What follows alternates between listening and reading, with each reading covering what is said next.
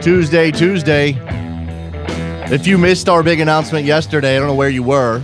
Maybe it's just difficult to get up on a Monday. Maybe you just you skipped the Monday show for some reason. You're just cranky. Maybe you woke up like Trevor Hayward this morning, not feeling so hot. Trevor Hayward's voice is an octave lower than normal today. Today would be a lovely day to have him debut on the show, but I don't think it's going to happen. His microphone's not up to snuff, or whatever excuse he likes to make. We do have an excellent program for you today. A couple of very good American soccer topics on deck. We're going to talk to Jonathan Tannenwald from Philly.com. He's got a good piece on the progression of the MLS TV deal. ESPN, Fox, and Univision obviously partnered up and gave a lot of money to MLS. He's got some good quotes from Amy Rosenfeld over at ESPN there. The ratings numbers themselves. Good to talk business of soccer or business of marketing soccer with Jonathan Tannenwald. And then Neil Morris from WRALSportsFan.com will join us to talk about the potential sale of the Carolina Railhawks. This popped up yesterday, a couple days ago. Traffic Sports is the owner of the Carolina Railhawks. They are a major investor in NASL, obviously. The Brazilian conglomerate. You see their ads whenever you watch a CONCACAF match of any type, whether it's international or Champions League. Speaking of Champions League, man, who's ready for that? Who's ready for CONCACAF Champions League? Well, we'll get to all of that. We got some other things to talk about. Again, two very excellent guests. If you missed our news yesterday, I'll recap very briefly. Soccer Boarding is going to be starting on Sirius XM FC channel 94 starting on May 4th. We've got the 11 a.m. to 1 p.m. Eastern time slot. We're looking forward to that. The web show will still be around. We'll still be at World Soccer Talk. That will start at 9 a.m. Eastern. So you'll get us for 3 hours every day if you happen to subscribe to Sirius XM, which I highly suggest you should do. You don't want to miss out on anything. Certainly don't want to miss out on the potential on-air debut of producer Trevor. Because it would be great to just one day actually have this. It's been promised. It's become a joke now. Well, maybe it was a joke before. That producer Trevor was going to come on the air at some point. Now we've added call screening duties to his daily activities, and he's obviously producing the show. He's booking all of the guests, doing all of that work. It's not that I'm lazy. It's just this is what producers are for. You got to earn his cash. You got to earn his money. Let's do the news today. Champions League in Europe. Barcelona and PSG. Barcelona going home with that 3-1 aggregate lead, a big advantage over Paris Saint-Germain. Looking dire for the French side. Meanwhile, Bayern Munich's looking to turn over a 3-1 deficit that they picked up in Portugal against Porto. And look, we know that there's some injury concerns with Bayern Munich, and that's a team beset by some absences. David Alaba, there's a lot of guys missing for Bayern Munich the last time around. We'll see what they put out there today. In the Champions League tomorrow, I'm doing this out of order, Trevor. I hope you can handle it. In the Champions League tomorrow, Karim Benzema has been ruled out for Real Madrid. So they're going to miss him. They're going to miss Gareth Bale. They're going to miss Luka Modric. That's three major parts of that Real Madrid side as they go up against Atletico Madrid in the second leg of that tie as well. In American, so this is American soccer news, right? Steve Cherundolo named assistant manager at Hanover. The mayor of Hanover, Steve Cherundolo, American international legend. I'm putting him on legend. Is that fair? Is that right? Is that the right way to go, Steve Cherundolo, American soccer legend? I don't think I'm wrong when I say that. So good news for Steve. He is on a rocket ride in terms of his coaching career. Does this mean he's going to get a managerial job next year, the year after that? No, maybe not. But they certainly love him at Hanover. And now being named an assistant manager is clearly a step up. He has been doing good work there in Germany. We know about the Minnesota United FC, rise to MLS. The announcement in Minneapolis by MLS with Dr. Bill McGuire and assorted dignitaries, the Dark Cloud supporters group making a bunch of noise. Everybody very excited for MLS to come to Minnesota. They have to get a stadium deal done. And then we covered the news that the team intends to pay for the stadium themselves. Now, that doesn't mean that there doesn't have to be some sort of public involvement, some sort of civic involvement by the city or the local government. But it does mean that the cost of the stadium will be taken over or will be taken up by the team itself, which is a good way to get a deal done. Let's be honest about it, especially in this environment of stadium building. But it is interesting that the Minnesota State Senate has decided to pass a bill that bars any public money, state money, not local, county, city money, but state tax dollars from being spent on the soccer stadium in downtown Minneapolis. The widely bipartisan 61-4 vote in favor of the ban came during debate on a broad budget bill covering state departments and operations. The Senate later approved the full bill, but a companion House bill funding state government does not currently include the soccer stadium provision. Now, here's the thing. As I sort of said, this stadium deal is going to involve the city or the county or whatever the local government is. The amendment's effect may be largely symbolic. In any case, the private group that landed Major League Soccer franchise has not asked for a direct state subsidy. And the state amendment does not tie the hands of elected officials in Hennepin County or Minneapolis who are likely to be involved in funding talks. So why do this? Why do this except just to take a shot at soccer? I don't really understand. What's going on, Minnesota, not Minneapolis. What's going on, Minnesota? Speaking of Barcelona president Bartomeu has said that Lionel Messi can stay until he retires. He scored his 400th goal for Barcelona over the weekend. And look, this is one of those quotes that makes the news that's not news. Of course, Lionel Messi can stay at Barcelona until he retires or until somebody comes in with a insane bid that is so large, Barcelona flat out cannot turn it down. And I don't know that it will ever come because as Lionel Messi ages, of course, his price will come down a bit. He has less years left on him. So then you go, we're never going to sell him. He will be at Barcelona until he decides to hang it up. And the sense you get is that Lionel Messi is the kind of player who would be more than happy to spend his entire career at Barcelona. He's been there since he was 13 years old. Why would he even consider leaving? I mentioned this, and we're going to talk to Neil Morris about it. It is on the news.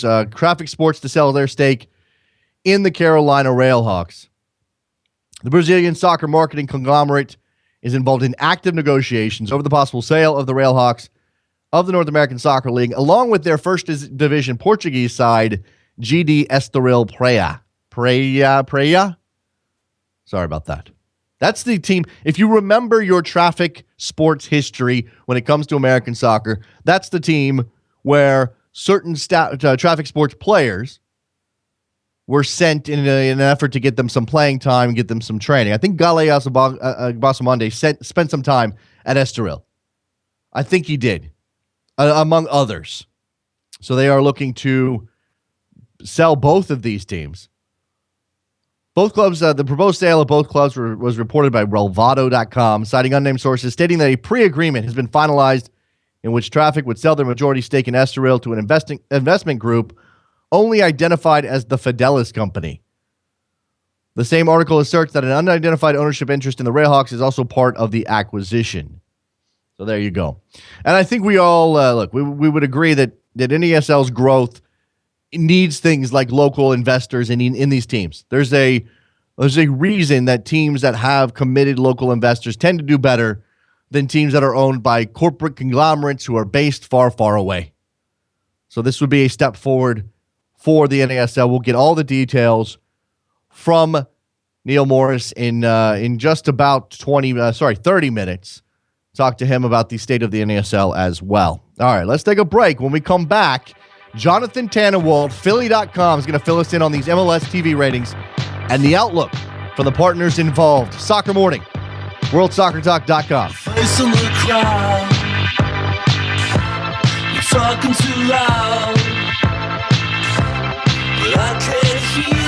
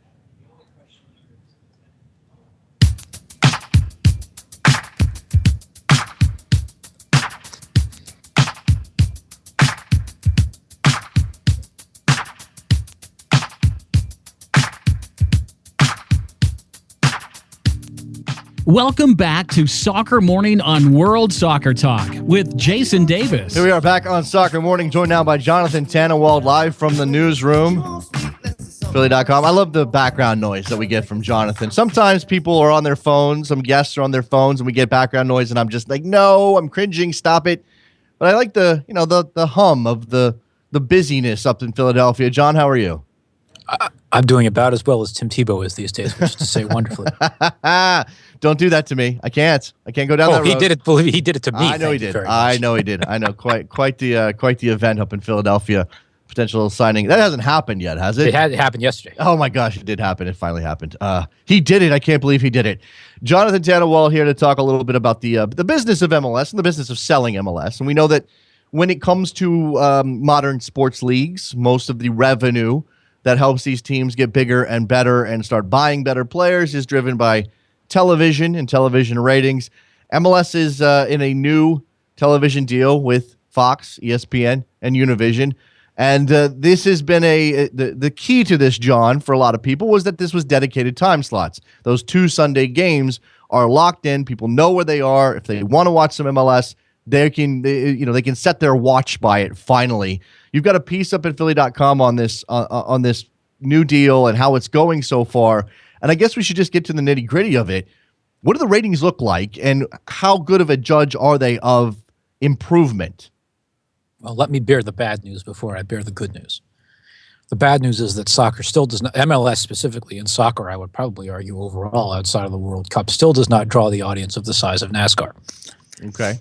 Therefore, if there is a Sunday NASCAR race that gets rain delayed, it's still going to knock MLS coverage from Fox Sports. You don't say. You don't say. This apparently came as news to quite a few people on Sunday. Well, I mean, I made a reference to this. I can't remember what show I was doing. I do a lot of radio, John, and I don't care. I mean, it's still there. I know a lot of people don't have FS2 and HD, and that's going to bum some people out. We are spoiled sports fans, not just soccer fans, but sports fans.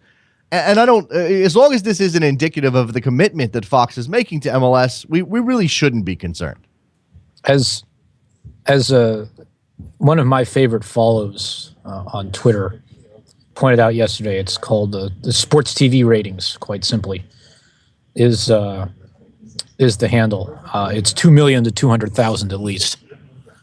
NASCAR compared to MLS, and any television network would make the same decision that Fox made. Sure, right. Again, that dynamic I don't think needs a whole lot of explaining quite yet. And while NASCAR, you think that? Well, okay, but there's a lot of people in Portland specifically who were really angry, and that's not NASCAR country. Well, look, I think we're all entitled. I mean, I don't know if that's a soccer fan thing or a sports fan thing or a modern consumer of content thing, John. I mean, you do a free podcast and you miss one and people go back crazy. I get it. I understand what they're dealing with.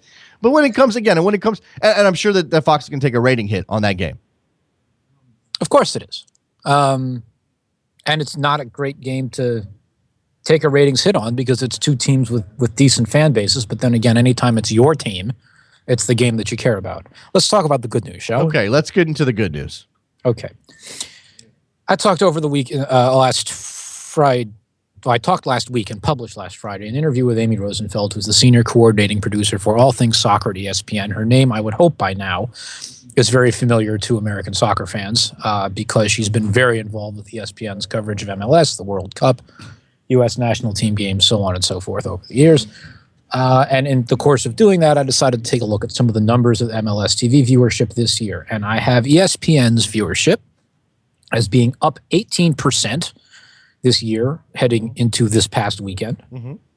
And I have Fox Sports 1's average viewership, about 219,000, 54% increase on NBCSN's full year average of 142,000. Okay. I mean, those are good numbers. Yeah, I mean, somebody pointed out to me that NBCSN's equivalent through this point in the season was 215,000. So it's not as much of an increase as I initially portrayed it as. Okay. But the one I'll be real quick, Robert. Let's say this. Sure. Fox is not going to have the 11:20 Friday night and Saturday night and Wednesday night starts at NBCSN. Right. And you I don't know how these things go, but I would imagine that, the beginning of the season, It gets a little bit more attention, despite some of the things that these games are going up against, and we can outline that. But and the context is important. The context of your numbers, which, as you said, you compared their ratings to the overall for the year, and also the fact that NBC, when it comes to those percentage numbers, I mean, certainly NBC had a much lower bar than ESPN was setting. So, and again, when you look at the 18% is good, 54% is incredible, but that's not necessarily indicative of the growth of the audience, and yet there is growth of the audience. I think there's definitely growth of the audience, and there was very high variance, I would say, in NBC's numbers. You get an 85,000 for a 11:30 Eastern time Saturday night San Jose Chicago game, and you'd get 400,000 for a game backed onto a big Premier League game. Right, and just to remind people, the East Coast is where the people live. I'm sorry, West Coasters, you guys are important too. You do not need to apologize for a damn thing. All right, so you talked to Rosenfeld. You got a lot of good stuff out of her in terms of her attitude about this, and I think it's indicative of whatever the general executive outlook is on MLS as a product. You hit very hard on the notion that this long-term deal creates an investment in the sport that may not have come if it was a 2 or 3 or 4 year a 4-year deal, and certainly got MLS more money than they might otherwise have gotten. I did that intentionally. I had some people say to me, "Oh, MLS should have done a 3-year deal like the Premier League did," and then, taken the growth and whatever else and gone to do it like every 3 years, so that it has more opportunities to capitalize on growth. I understand that argument. Yeah. But television executives in America hate the Premier League's shortness of rights cycle. They can't stand. They love the Premier League. Don't get me wrong. They love the people. They love the audience. They hate the fact that the rights cycle is so short. It drives them nuts. Certainly, they want to plan farther in advance than that. They want to have some sort of not only programming certainty, but they want to be able to scope, to sketch out what the growth should be and where they're going to recoup their money. I mean, let's be honest about this. They're not buying Premier League rights at a loss. They're trying to get ahead of this thing eventually. And when you have a longer deal, that at least allows them, again, whether or not MLS is going to be worth $90 million in 8 years is sort of not the point. Oh, I think that's right. I think that ESPN and Fox and Univision also, which is for viewership beating both ESPN and Fox this year. We can get into that if you want. I think they paid a premium for certainty. And I certainly think, as a fair few people do around the industry, that these networks intentionally overpaid relative to the market value of MLS. Because A, they believe in MLS and they want to drive the growth of the American Soccer League. Mm-hmm. They wanted the certainty, as I said, and they know that ultimately the only people who can put that level of money into the game are the television networks, just as is the case in every other American sport and every other soccer league around. I don't think that people – I'm not sure that people really appreciate how much of a nitrous boost this is for MLS. Now, we concern as the wonkiest guys in the room, we're concerned about them spending that money and how they're doing it. And we're, probably harder on them than the average soccer fan's going to be. But everybody should recognize that nobody here in this deal had to step up and spend the money that they did. Now, remember, the U.S. men's national team rights are involved in this as well, or the U.S. soccer rights are involved in this as well. So it's not quite the full amount going to MLS. But again, even that still is overvaluation. I think that's probably right. But I also, and to tack onto your point, the short form of it is, at a stroke, MLS somewhere between doubled and tripled its annual television revenue. Right. Not gradually, but immediately. And, we don't know the split of money between MLS and the national team. I have asked, a lot of people have asked, nobody wants to give the answer. Mm-hmm. But eventually you shake the trees, as we used to do in the old Simpsons video game, until the sign comes down saying no more. And it sounds to me like there's somewhere around $3 million a year per MLS team in this deal. Okay. Which is very nearly the size of the salary cap itself. Exactly. Which is why people will automatically want to jump to that conclusion that MLS should be doubling its cap or increasing its cap by 50%. et cetera, et cetera. I would argue that the cap is too low, and I think most people would, John, and I think you're in that boat as well. But we see that MLS has, at least they have some sort of plan in place on how they want to go about the growth of the league. And a lot of it is about stability. And then let's remember that the TV deal provides stability as well. When this league started up and the average American sports columnist was predicting its demise in 3 or 4 years, there was no TV deal to look forward to bringing in that revenue to help keep the league afloat. And now we're even past the point where the league needs to be kept afloat. Quite the opposite. They were buying time. Exactly. And so and that's again, that's for context sake, that's not that long ago. Now I don't want to Nope. I don't want to say that anybody is wrong to think that MLS should be putting this money back into the product. And that's really not why we're here to talk about this. We're talking about the growth of the audience. And when you talked to Amy Rosenfeld, did you get a sense that that she was pleased with the growth at this point and what needed to be done, or did you ask what she believed needed to be done to help improve these numbers even further? Well, Amy's a long-term thinker because she's been involved with this for so long. I think some of the question of what needs to be done to improve the numbers even further goes to one of her colleagues at ESPN, Scott Guglielmino, who's the guy who really does the deals. But you won't find anybody ultimately, whether at Fox, ESPN, Univision, or anywhere else, who won't say the same thing. Mm-hmm. The league gets better when the players are better. The players get better when you spend more money on the players. Mm-hmm. And that's going to come down to there's only about 20 people ultimately who have to make the decision to spend more money on the players. And I think at a certain point, even perhaps before the CBA ends, they're going to have to because they're going to want to. Exactly. I mean, we're impatient people, and I think that's part of this as well. But at least I haven't seen as much of the conversation. Let's go a little meta with this, John. I haven't seen as much conversation about these numbers week to week as we used to see. I mean, I can remember 3-4 years ago, every time an MLS game was on television and the ratings would come out, the jokes would fly, even among the soccer fans. We're self-deferential kind of people. We know our sport is struggling to create a niche and a foothold in this country, especially on television, especially in a national way. And I don't know that that's happening as much. And that's at least a sign that maybe we're getting out of that bubble of just the soccer fans caring. Or just the hardest core, anyway. No, right. I think that I have 2 benchmarks for this year, and they're fairly easy benchmarks to clear. One is no attendance is under 10,000, which so far has held. All right. Yep. Thank you, Chivas. And thank you, Chivas. Thank you, San Jose. Yes, right. Exactly. And the laggard now might be DC United, and we'll see how they go for the rest of the year. It's a good team. People should go out and watch them. Anyway, go ahead. And no TV audience is under 100,000. Okay. All right. Bumping the Portland-New York game to Fox Sports 2 will put a hole in that. But there's only so much you can do about that. Certainly there was going to be another game on Fox Sports 2 later in the year. I think it was a Colorado Real Salt Lake game, and it got rescheduled because of the Gold Cup. Okay. So that Fox could have room for the Gold Cup games on FS1 and FS2. That should that's the benchmark to me because, as I said, NBCSN had games under 100,000 viewers, which is crazy, and hopefully never going to happen again.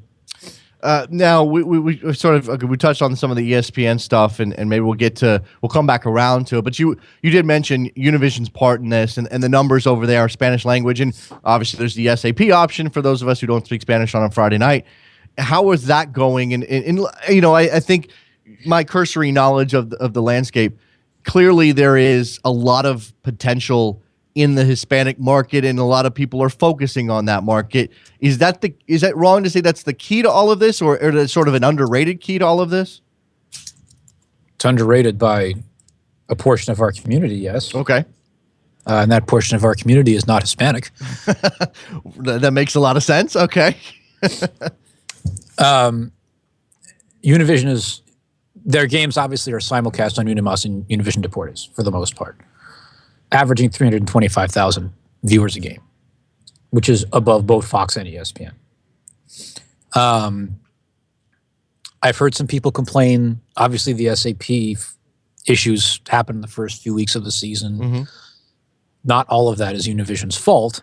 They provide the feed to the cable and satellite companies, whose responsibility it is in turn to distribute them. Not all of them have done that. Mm-hmm. One of the cable companies in question owns a Spanish language television network that it may or may not be trying to protect very subtly. And that cable company is based down the street from my office. Yeah, that's my favorite company, by the way. And they really like it when I criticize. I mean, look, I know a lot of people there who are actually soccer fans.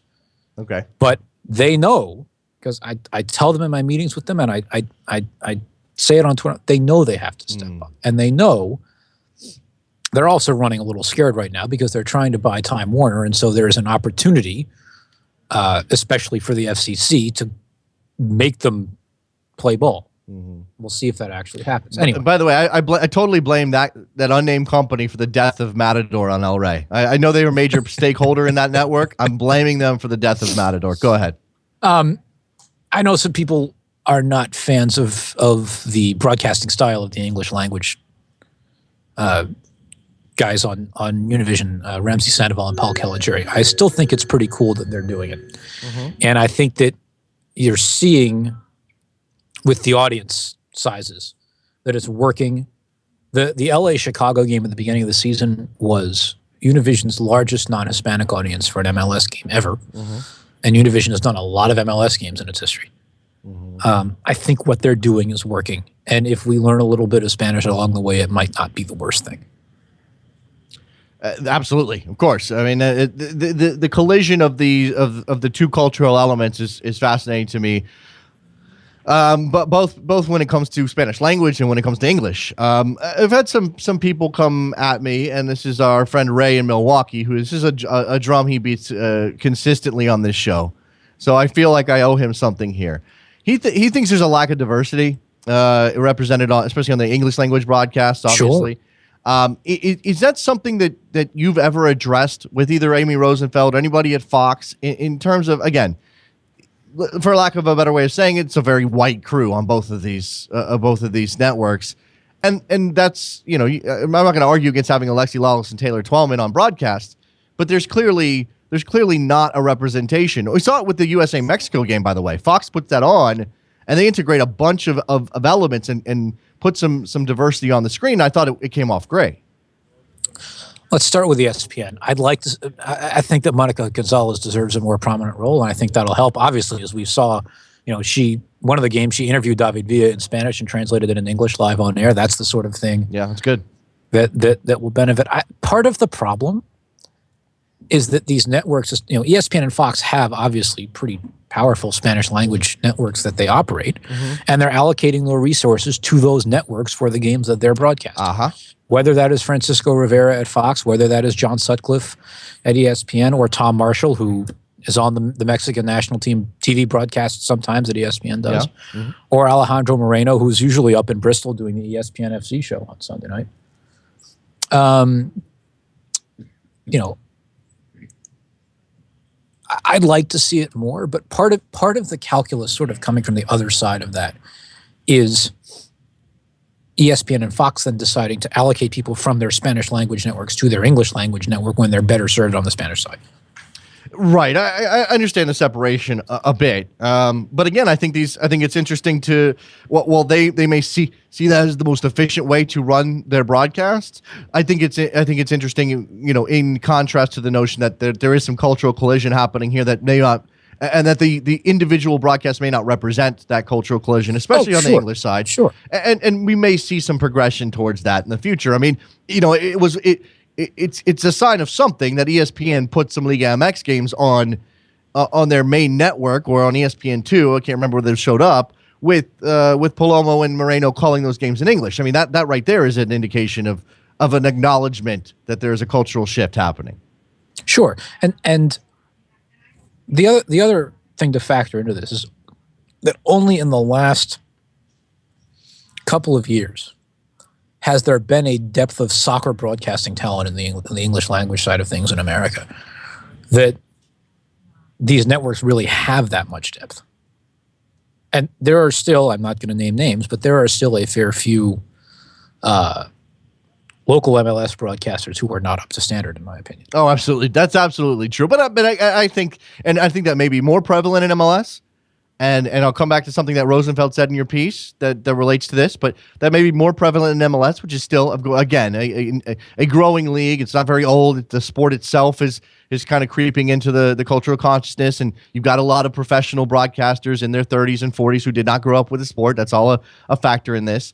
But at the same time, I've heard some pretty bad local broadcasts for the NHL, maybe not, certainly the NFL is a national league. They don't have to deal with that. But basketball broadcasters, not always the best. Even big time college sports broadcasters, not always the best. So I don't know that's specifically a soccer problem necessarily, John. I agree with you on that. I mean, and look, I'm a hockey fan, so I'm a little biased when it comes to that. Okay. And as the readers and the listeners know by now, I'm a very disgruntled hockey fan. Okay. Well, there's some fantastic. Well, right. I haven't really been paying attention to that. That's my local team. I should be.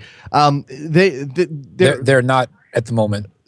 I'll get yelled at for this, but they're not really worth paying attention to until they prove they can beat the Islanders. All right, there you go. So look, you have some really, really, really good local broadcasters as well in hockey, and that's the level. Look, certainly MLS wants to get to that level. How much the league itself is involved in helping out those broadcasts, how much the teams themselves are investing. And I've heard plenty of people argue over the last couple of years that while the national TV footprint and the money coming in from that is obviously really, really important, the growth needs to start at the local level. You need to get lots of people watching, sort of in a baseball model, their local team on their local sports net or whatever it is, and you're not going to get as many of those people if your broadcast is not up to quality. One of the things that NBC did when it was an MLS rights holder is that very quietly and behind the scenes helped its regional sports networks that broadcast MLS a little bit, and offering some guidance on how to produce the game better, how to get the talent a little more educated in markets where it wasn't, and that's not too much of a problem in their market specifically. But if your guys in your production truck don't know how to lay out the formation graphic for the starting lineup, people will notice. Yeah, and coming back to that, I mean, Amy Rosenfeld directly referenced the fact that there are people who have learned soccer, who understand soccer now, who are working on their broadcasts, and I'm guessing on Fox and on Univision as well. And she mentioned the crossover between Fox and ESPN, lots of people moving back and forth. This is a maturing broadcast landscape for soccer in this country. When ESPN or Fox puts on the World Cup, they're going to throw all the resources they have at that tournament. That's going to be the pinnacle. That's going to be the number one product. What really is representative of how we're doing with broadcasting soccer is these standard MLS regular season games. That's right. And we'll see it in a couple of months when Fox takes the whole circus up to Vancouver. Mm-hmm. Who's going to be left in the U.S. producing the MLS games? We'll see. One thing else that I found interesting here is the notion that Sunday is not a locked-in window, couple of windows, obviously, for Fox and ESPN. This is not a locked-in doubleheader day for the rest of the contract between MLS and these partners. That if they come to the end of the season and they said, well, Sunday really didn't work for us, or we didn't get as much out of it as we thought, they might even make a switch. I think that was just to leave the possibility open. I think if the ratings continue to hold where they are, and obviously the biggest test of all will come during the NFL season. Yeah. But if the viewership and ratings continue to hold where they are, I think they'll stick with Sunday. Okay. Well, and that brings us back to how you view these dedicated windows: the Friday night window for Univision, the Sunday windows 5 and 7 for ESPN and Fox. How you view that move, because we've been talking about it for a while, and we're people who were interested in the ratings were excited about the chance for people to know where these games are going to be. Moving forward, is this where you think MLS should be? Again, the NFL is going to be a problem later in the year. We know that. But you're going to have the NBA and the NHL clearing out here in a couple of months, and the summer will be wide open, barring some baseball, baseball being a competitor. So is Sunday the day? Probably. I think the most important thing, and this is where Sunday does ultimately work the best, the most important thing is to not have any other games on at the same time. I cannot stress that enough. Right. Because you double the audience out of the gate simply by not having 20,000 people in 4 other different stadiums when your national TV game is on, who would otherwise probably be watching your product. And, I've said many times before that one of the things this deal cements with the Sunday nights, if they stay there, is that Major League Soccer is now the official counter-programming to the NFL. And some people think that's a good thing, and some people think that's a bad thing. Before I let you go here, John, got to move on, but I want to, it just occurs to me, where are you able to see, we get those lists. Stephen Goff is notorious for tweeting out those lists, the top cities for watching various games. It obviously he doesn't do it for MLS. He typically does it for internationals, but are you able to see the breakdown and what markets are either underperforming, overperforming, surprising, or not? I don't have a Nielsen subscription, so I don't know. I had meant to ask Fox what their top markets were for the U.S.-Mexico game, and I straight up forgot to. So thank you for reminding me. Well, no, it's just interesting. It's just interesting to consider. MLS has made the concerted effort that they're going to go into the Southeast. Orlando is starting up this year. We've got Atlanta coming in 2017. Miami is still in limbo somehow.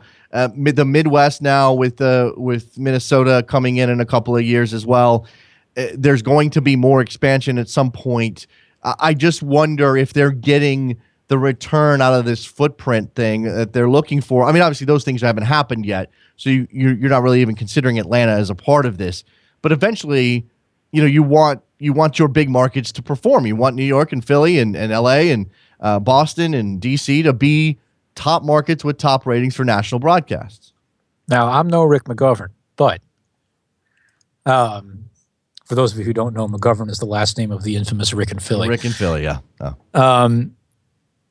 He is certainly not the only person who observes MLS on a regular basis who looks at the Boston, Chicago, and Philadelphia markets in particular and sees underperformance relative to what they could be. I mean, Orlando's doing very well. We know that, both local wise and in terms of how it contributes to the national ratings. And we're gonna find out a lot this coming weekend about just how big of a draw these teams that we think are the big teams are going to be on a national basis. There's a doubleheader on Friday night on Univision Deportes, Chicago versus New York City and Colorado, Dallas. And on Sunday, there's a tripleheader, 5 o'clock on ESPN2, New York Red Bulls and the LA Galaxy. That's going to be a fascinating game. And it's going to be fascinating to see whether the Red Bulls have historically, by MLS standards, been a pretty strong draw ratings-wise. Okay. They're undefeated. They're in first place in the East. We're going to find out if they've still got it, I think, on Sunday. Orlando, Toronto at 7 o'clock.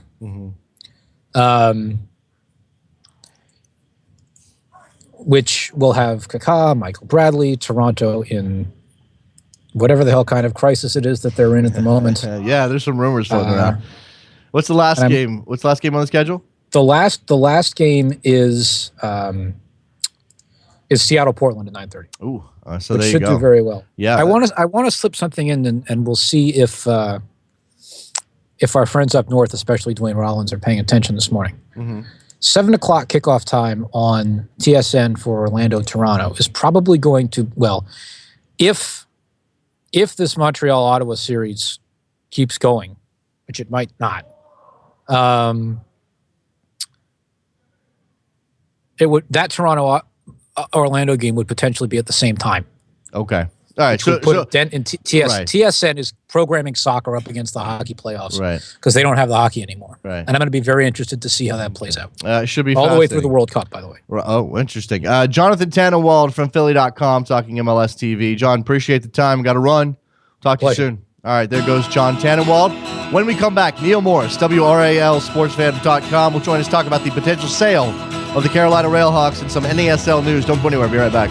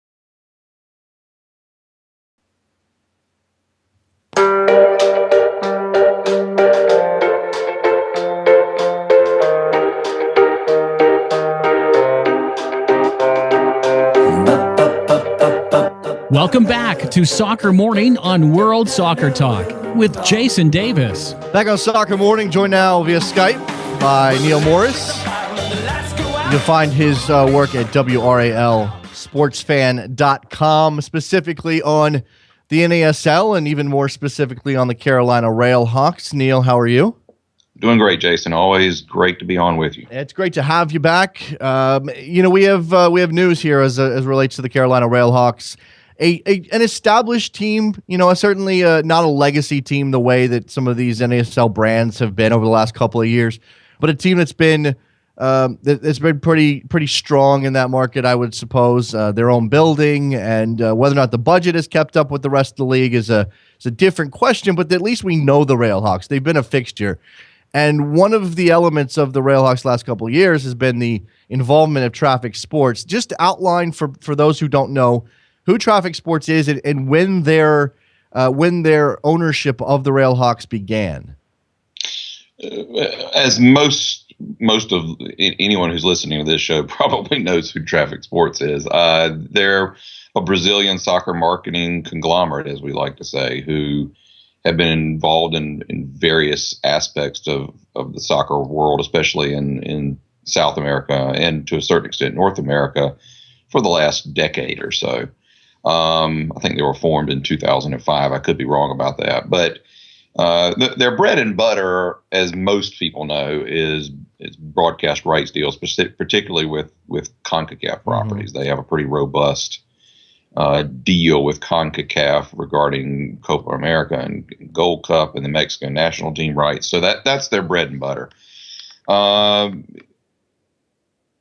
Their involvement with the Railhawks specifically, and more generally, their involvement with club investment and club ownership began in around 2005 when they founded Deportivo Brazil as sort of a youth academy that was essentially designed to not only develop youth talent, but also to feed into another aspect of their business model at the time, which was player ownership, for lack of a better phrase, and trying to make money off transfer rights, which is, Traffic has had a storied history in that regard. So they've been involved and had ownership stakes in a variety of teams throughout that time. Their involvement with the Railhawks specifically began in 2011. They were already part owner of Miami FC, later the Fort Lauderdale Strikers, and were part of the original Team Owners Association breakaway from USL. Right. Then when the owners of the Railhawks, the 2-year owners of the Railhawks, Selby Wellman,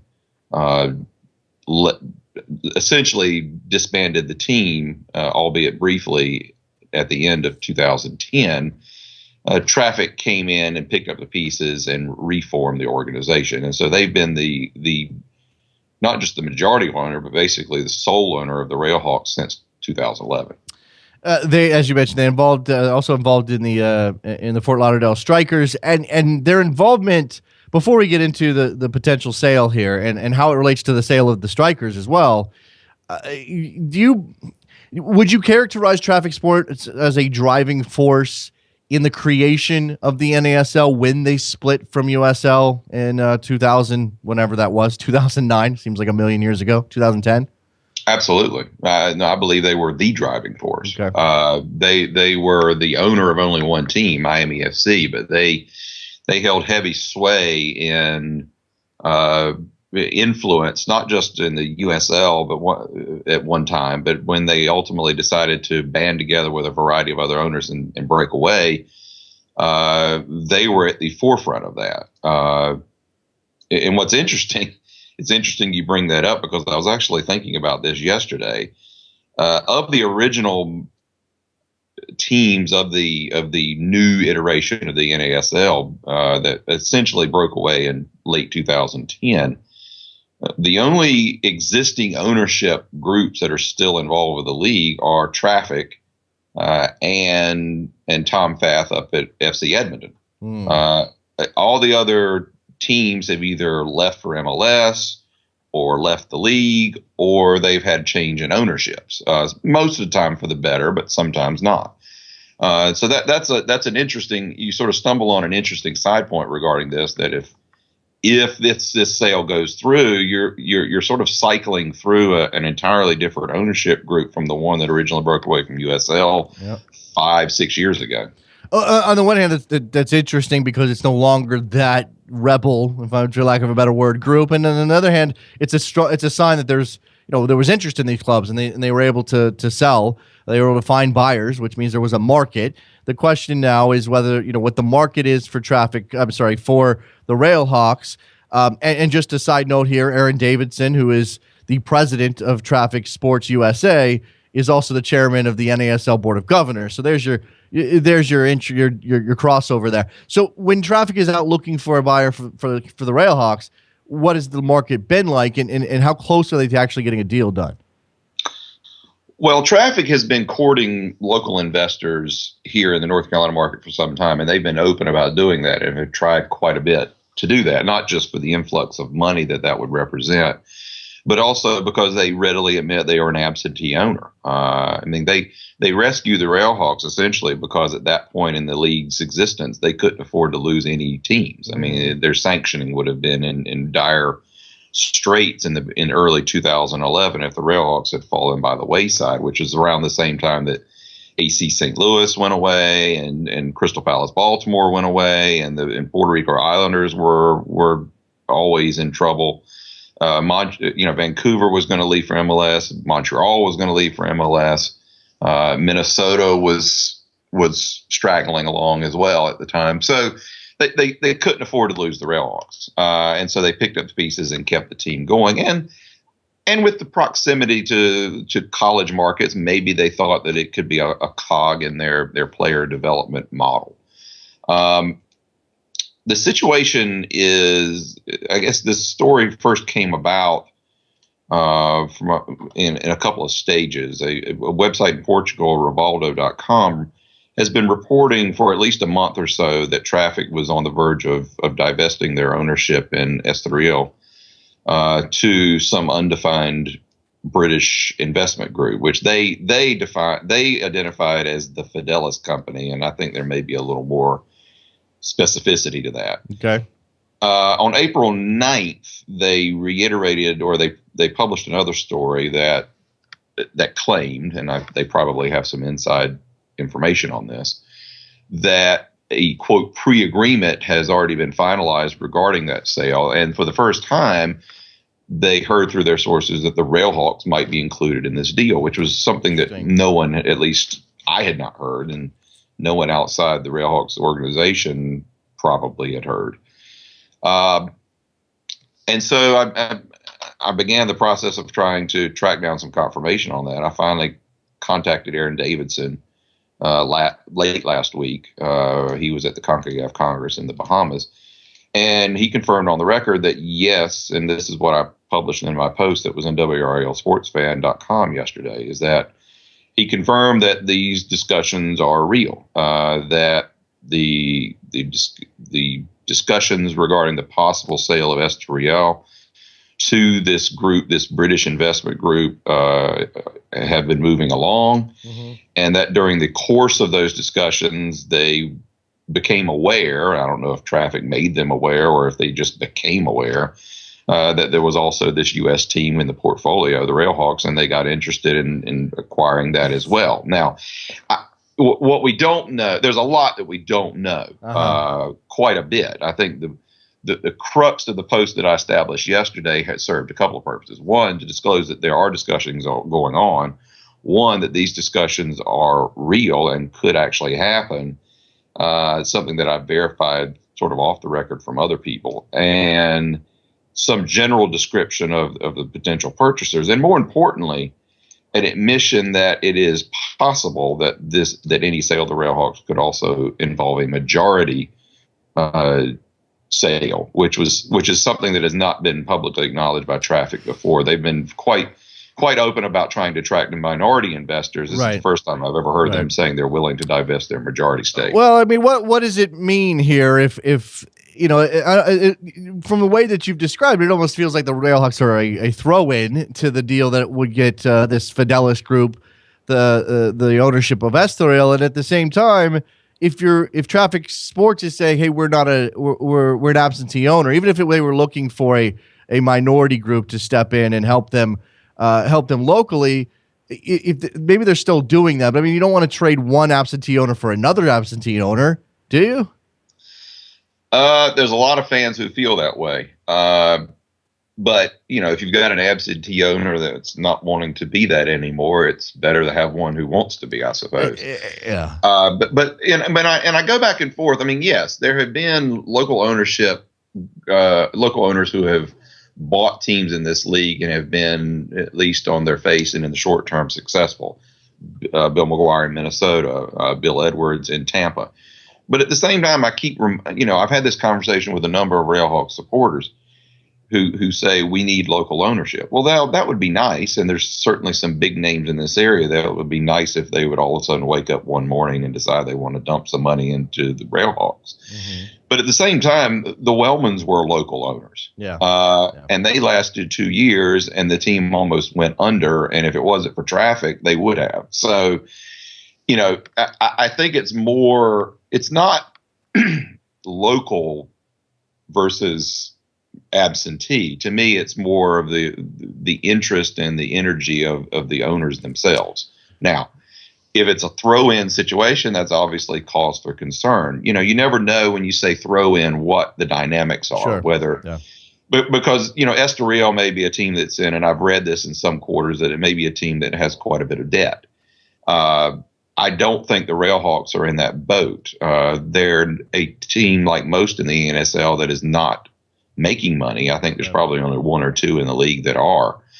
But I've heard from multiple places, including other team owners who would have access to the information and could be objective, that the Railhawks are a close to break even club. They're not bleeding money. Okay. So from an investment standpoint, if you have an overseas group that's looking for some toehold in the U.S. market, it's not and especially in the Raleigh-Durham area, which it's not New York City, but it's not Dayton either. Right. It wouldn't be a terrible thing to get, especially if you can get it as a package deal with a Portuguese team. Well, let me finish up here with just sort of your assessment of how attractive the Railhawks would be to any investor, local or otherwise. Obviously, there's a greater pull on the civic pride element for a local owner, but as you said, they're based in Cary. It's not in Raleigh, but it's close, and you have Raleigh-Durham as the market. You have they are part of NASL, which, while growing and striving for things, is still clearly second division. Where would you put them in terms of just their attractiveness? And I'm not going to ask you for numbers on what they're worth, but is this a strong investment for anybody, really? Well, I put you on the spot, Neil, and I may have lost you. Are you with us? All right. We've seemed to have lost Neil. I'm not sure what that's about. Maybe his microphone just cut out on me there. That was terrible. Completely set up that entire question and then lost Neil Morris. Let's try to get him back really quick, and then I can reset with that question, and we will move on and take phone calls here. So get ready for that. We'll take plenty of phone calls. We'll take your phone calls on whatever is on your mind. Neil, are you back with me? I am. I don't know what happened. I know. It happened. So I set you up with that question, the attractiveness in terms of the sale of the Railhawks. What kind of, where do they fit, and what's their value? Not their valuation necessarily, but their value as a soccer club in a mid-sized market. Right. Something is just not working with Skype today. Neil was about to answer that question, and it did not work out. I think that's probably a hint, right? All right, so we'll maybe get Neil Morris back on the show in the near future. We'll take a break. We'll come back, open up the phone line. Soccer morning on a Tuesday. WorldSoccerTalk.com. Don't go anywhere. Be right back.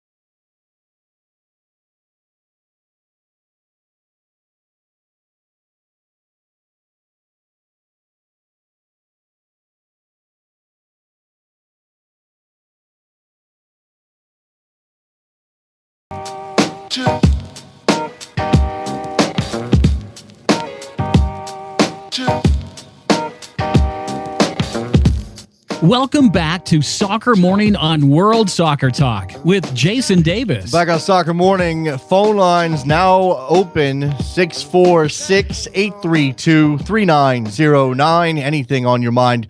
CONCACAF Champions League tonight. Club America selling out Azteca for that match. This tournament, I know, look, it's the final. Of course, there's going to be more attention on the final. You have an opportunity to go win a trophy than on some previous rounds. But it just feels like, it absolutely does feel like we're making some progress. Maybe not a lot of progress. Maybe the CONCACAF Champions League is not attracted to everybody in every town across Mexico, Costa Rica, the United States. Those Central American clubs did a good job selling out most of their games. I don't remember back to the group stage last year, but clearly through the knockout rounds, been mostly good crowds for these tournament games. And we know Montreal is going to, what's their number to now? 58,000 or something at Olympic Stadium for the second leg. Now they have to go play well enough tonight to make that leg matter.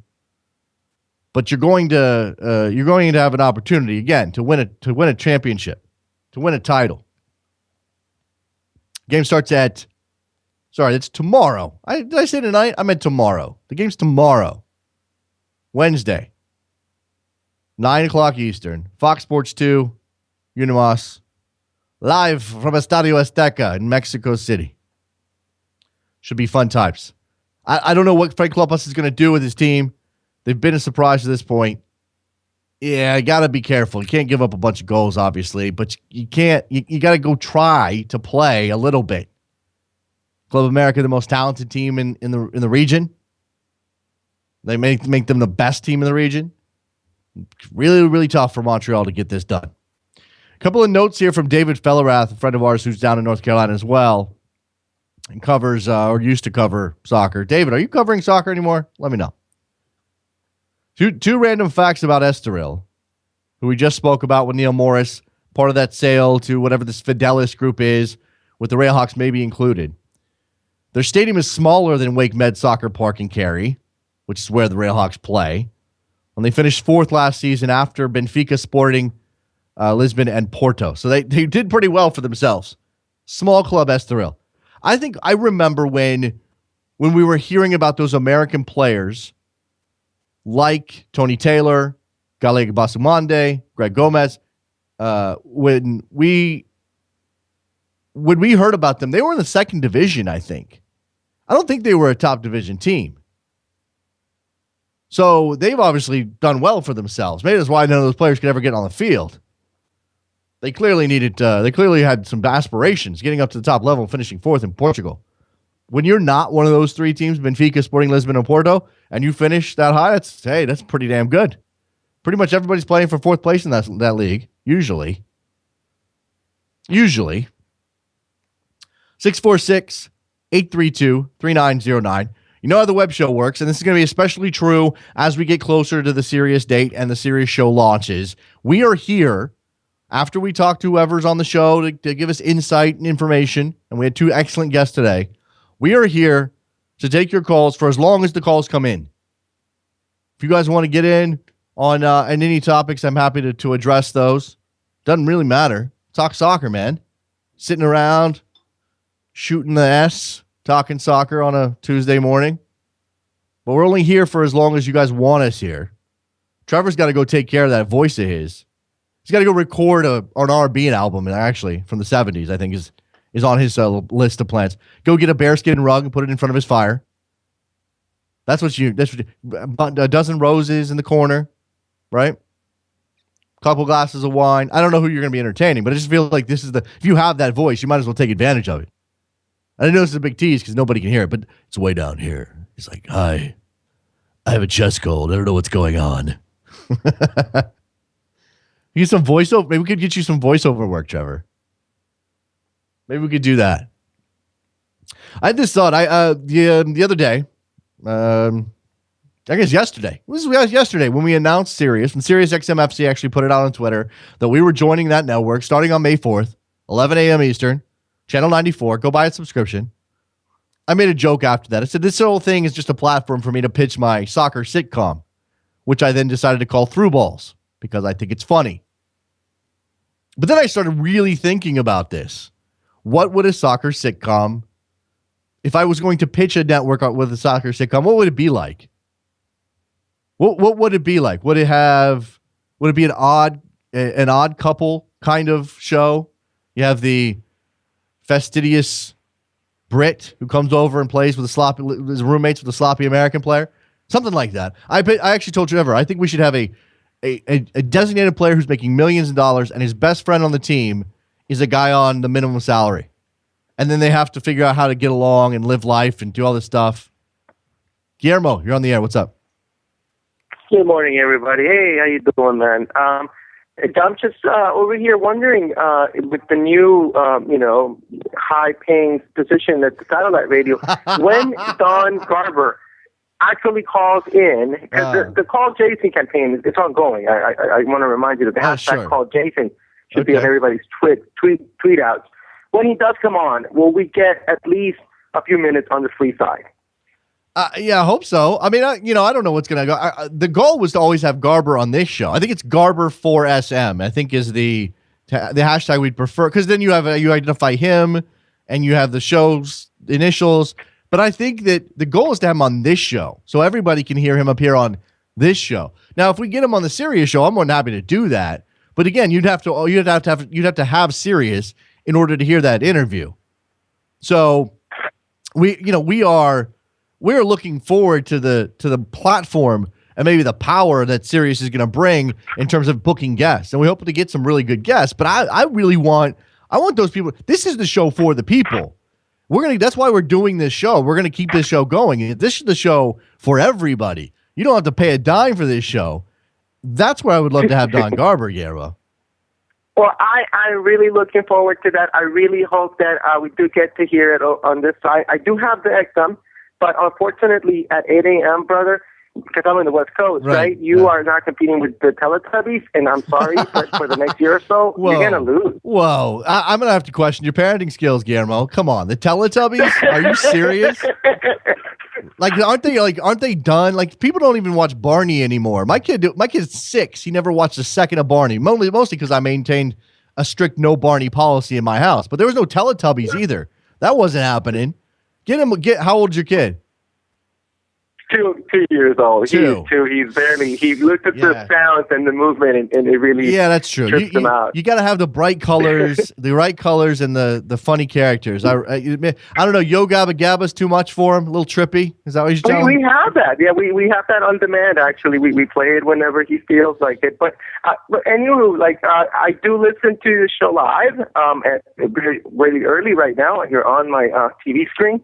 The radio, I'm going to have to, hopefully you guys will have it on the on-demand podcast that XM usually puts out. Yeah. It's really just another extra button on there. Perfect. Yeah, definitely do that. I appreciate the call, Guillermo. Thanks a lot, man. Yeah, we will definitely be, there you go, Guillermo. We definitely would love to get Garber on any soccer morning branded show, but I would prefer, my gut says, it should be on this show. I mean, I'll take what I can get. He's a busy guy, apparently. Doesn't have time for us. But we got some stuff lined. We're lining some stuff up. We got what? 3 weeks? Not even 3 weeks. How much time do we have? How many days do I have left until we launch Sirius? I need a countdown clock. Somebody work on that. I should put that over my shoulder here or something. Just so I know how much time I have to get ready until we do, again, 9 o'clock shift for this show and 11 to 1 on Sirius. Let's go to Washington up in New York. What's going on, Washington?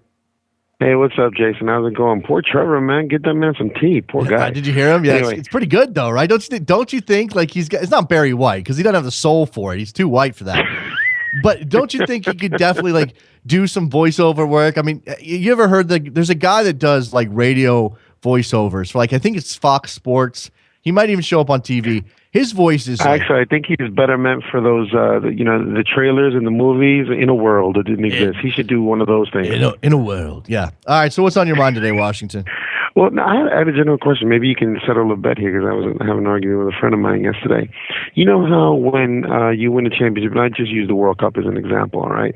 For every title that you win, you have a star over your crest. Yes. Okay, I don't know if FIFA has regulations for who can wear it and who cannot. Because if you look at the Brazilians, right, the men's side have won 5 World Cups, but the women haven't. But the women have the 5 stars over their crest. Where if you look at the United States, the women, I think, have won 2 titles, so they wear 2 stars over their crest. But the men who have never won a title don't wear any stars over their crest. So do you know what the rule is for that? I don't. I don't. I think it's. I mean, obviously, FIFA. I don't know if FIFA should have rules for that. I mean, the U.S. women wear stars. The U.S. men don't. For obvious reasons. Right. I don't know. I mean that. But and this is what started the argument yesterday was the Brazilian women. I think they've only won 2 titles, but they wear 5 stars because the men wear the 5 stars. And what we were talking about last night is the stars are accredited not to the men or the women, but to the soccer federation, which represent both the men and the women.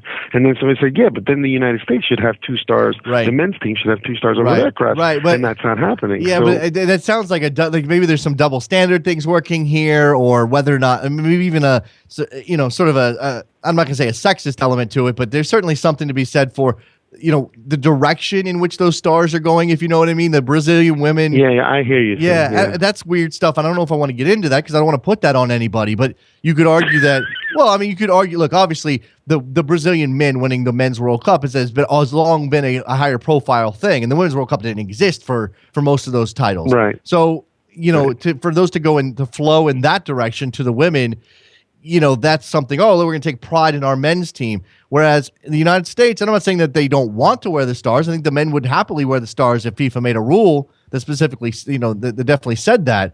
I just don't know if that's an element in it. It's an interesting question, Washington. By the way, before I let you go, and we're going to wrap this up in a bit here.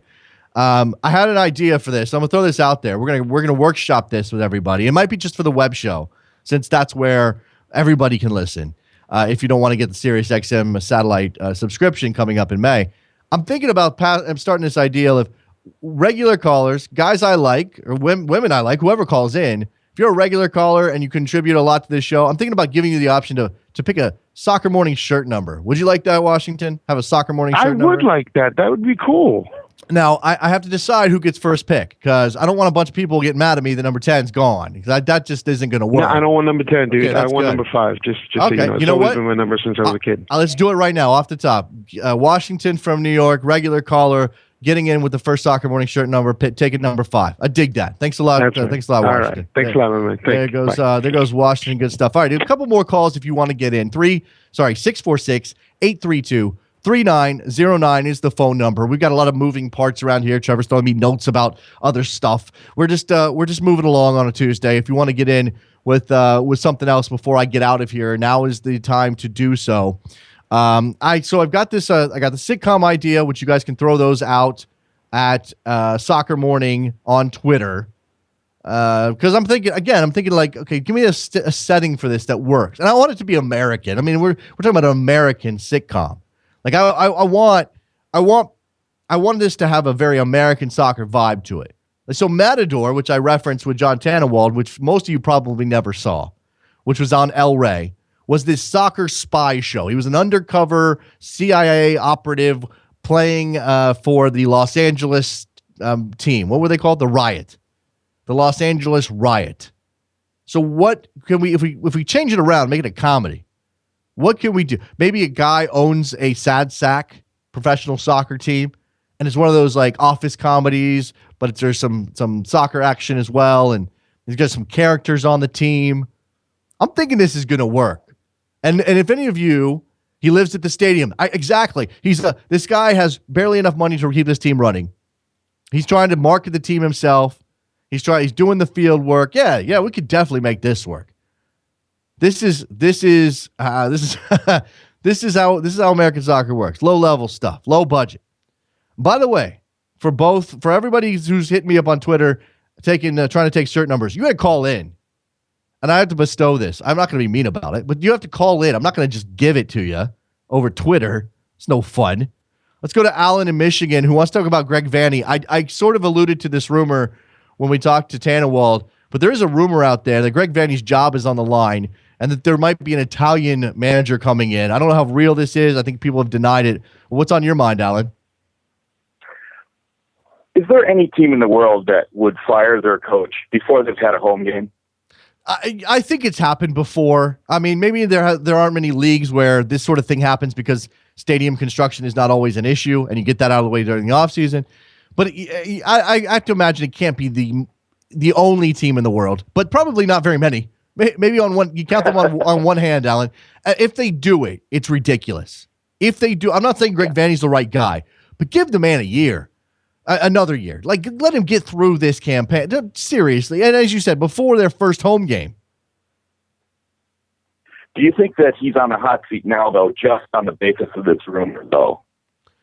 What the rumor creates the heat, which then this team responds to? I don't know about that. That's some weird stuff. I don't know. I don't think that's likely. I don't know if the rumor's true. And I don't know if the Italian element is true either. But again, if it is, it's ridiculous. And I'm not saying he doesn't deserve some heat, but at this point, you can't fire him. It seems like he needs to have at least a little bit of a chance to do something. But the response on Twitter and on social media from the TFC supporters shows everyone's nervous. We seem to be in this Groundhog Day mode. Always, that's one of the constants. It's a warm blanket for me, Alan. I'm sorry about your team, but it's a warm blanket for me because, you can always count on TFC to have some issues. I got to move on. Appreciate the phone call, man. Thanks a lot. There goes Alan talking about TFC and Greg Vanney's job. Let's go to David in Arizona who wants to talk about Steve Cherundolo, who, by the way, does not have his license, so he can't be a manager in Germany yet, but he is moving up those coaching ranks. What's going on, David? Hey, Jason, first of all, congratulations on the serious thing. I got to figure out if I can get it on my iPhone, but if I possibly can, I'll definitely be following you on that. So that's awesome, and it's well-deserved. Appreciate that, man. No problem. Steve Cherundolo, I just want to say this, Americans abroad, for me, this is the biggest story in some time. I know it sounds like it's minor. He's just an assistant coach, doesn't have his badges yet and all that, but for an American to have an assistant coaching role on a Bundesliga team is a big deal. Hopefully he does better than Vasquez. That may have been more about Klinsmann. Well, I'm really excited to see how Cherundolo does. Clearly, those are very different situations. Klinsmann took Martin Vasquez with him to Germany after having worked with him in the U.S. or getting to know him in the U.S. He was an outsider. And I'm not saying that Martin Vasquez deserved to stay at Bayern. Clearly, Klinsmann gets fired, his staff goes with him, but he was an outsider. Steve Cherundolo is the ultimate Hanover insider after his career. Right. So, hey, again, Jason, if you need to give out a number for me, and I'm begging you to do so, please, it'll be number 13. All right, we'll call that provisional. I don't know about giving out a bunch on one show. Washington got in today. It's inaugurated. The idea is out there. You're definitely a regular, David. I think eventually you're going to get your number. So let's call it unofficial. Let's call it official right now. It's like the World Football phone-in where I've got to earn it over a period of years or something. Well, no. Brazilian shirt and whatever they call it on that show. Well, I don't want to. Anyway, no problem. I appreciate the call, Dan. I don't want to make the bar too high, but I'm just saying that I can't have like a spate of numbers given out. We can't fill up the entire team. Now, look, there are 99 available numbers, but I don't think anybody's going to be dipping into the 70s. That's probably not going to happen. All right. Let's wrap this edition of Soccer Morning up. Put a nice little bow on it here. Thank you very much to Jonathan Tannewald and Neil Morris for showing up and giving us insight into their respective areas. Make sure you're following us on Twitter at Soccer Morning. Robert says that the sitcom I'm describing is the USL. Well, not exactly, but yeah, something like that. Something like that. Go to backheel.com/store. Buy yourself a beautiful Soccer Morning mug. We have T-shirts over at 30fc.com. If you have a T-shirt, you wear it out, especially in a soccer setting, give me a picture. Love that stuff. Yeah. Sirius XM FC starts on May 4th. I'm just going to keep beating this into you guys because some people are still a little confused as to the way this is going to work. 9 a.m. to 10-ish, 10+-ish, we're going to have the web show. WorldSoccerTalk.com/live, as always. That show will be available via podcast on iTunes and World Soccer Talk for free. Backhill.com for free. Then from 11 to 1, we do the Sirius XM show. That show will be available only to Sirius XM subscribers. So there you go. That's pretty simple, pretty clear. They do have an app, by the way, as Trevor has told me. So if you want to listen that way, if you're like, I don't have Sirius XM in my car, well, no problem. It's on an app. You pop up the app, you plug in your phone, your Bluetooth, your phone. You can listen on your desktop at work as well. All of this stuff. They make it very easy. Modern technology. It's fantastic. All right. I expect to get 1 million tweets about shirt numbers, so we'll deal with that.